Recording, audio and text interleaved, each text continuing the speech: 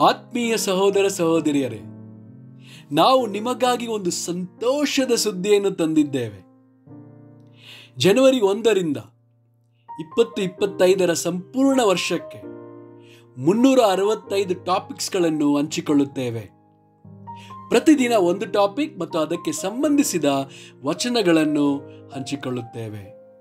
ಇದನ್ನು ಕೇಳಿ ಧ್ಯಾನಿಸಿ ಆಶೀರ್ವಾದ ಹೊಂದಬೇಕೆಂದು ಪ್ರೋತ್ಸಾಹಿಸುತ್ತೇನೆ. ದಯವಿಟ್ಟು ಸಬ್ಸ್ಕ್ರೈಬ್ ಮಾಡಿ ನಿಮ್ಮ ಸ್ನೇಹಿತರೊಂದಿಗೆ ಹಂಚಿಕೊಳ್ಳಿ.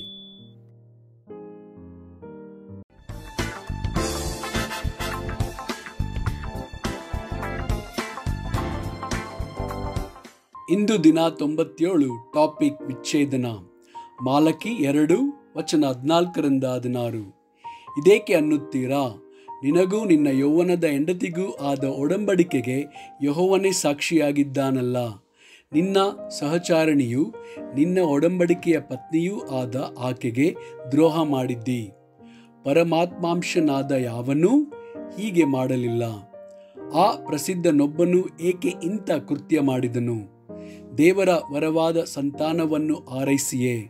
ಹೀಗಿರಲು ನಿಮ್ಮ ಆತ್ಮವನ್ನು ಎಚ್ಚರಿಕೆಯಿಂದ ನೋಡಿಕೊಳ್ಳಿರಿ. ಯಾವನೂ ತನ್ನ ಯೌವನದ ಪತ್ನಿಗೆ ದ್ರೋಹ ಮಾಡದಿರಲಿ. ಇಸ್ರಾಯೇಲಿನ ದೇವರಾದ ಯೆಹೋವನು ಇಂತೆನ್ನುತ್ತಾನೆ, ನಾನು ಪತ್ನಿ ತ್ಯಾಗವನ್ನು, ಹೆಂಡತಿಗೆ ಅನ್ಯಾಯ ಮಾಡುವವನ್ನು ಹಾಗೆ ಮಾಡುತ್ತೇನೆ. ಇದು ಸೇನಾಧೀಶ್ವರ ಯೆಹೋವನ ನುಡಿ. ಆದ ಕಾರಣ ನಿಮ್ಮ ಆತ್ಮವನ್ನು ಎಚ್ಚರಿಕೆಯಿಂದ ನೋಡಿಕೊಳ್ಳಿರಿ, ದ್ರೋಹ ಮಾಡಬೇಡಿರಿ. ಮತ್ತಾಯ 5 ವಚನ 31ರಿಂದ 32. ಇದಲ್ಲದೆ ತನ್ನ ಹೆಂಡತಿಯನ್ನು ಬಿಟ್ಟು ಬಿಡುವವನು ಆಕೆಗೆ ತ್ಯಾಗ ಪತ್ರವನ್ನು ಕೊಡತಕ್ಕದ್ದೆಂದು ಹೇಳಿದೆಯಷ್ಟೇ.